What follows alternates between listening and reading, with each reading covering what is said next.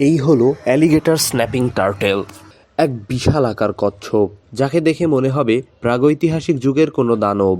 এরা মূলত উত্তর আমেরিকার নদী, জলাভূমি এবং হ্রদে বসবাস করে। বিশেষ করে মিসিসিপি নদীর অববাহিকায় এদের বেশি দেখা যায়। এদের প্রধান খাবার হলো মাছ, ব্যাঙ, ছোট কচ্ছপ, এমনকি ছোট জলজ পাখিও।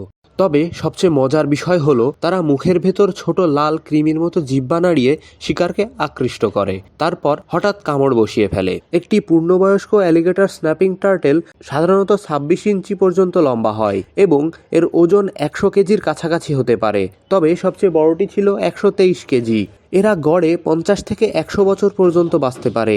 একটি স্ত্রী কচ্ছপ বছরে প্রায় ১০ থেকে ৫০টি ডিম পাড়ে, কিন্তু খুব কম সংখ্যক বাচ্চাই পরিপূর্ণভাবে বেঁচে থাকতে পারে। শক্তির দিক থেকে এরা পানির নিচে চরম ধৈর্যশীল এবং সুপার স্ট্রং কামড়ের মালিক।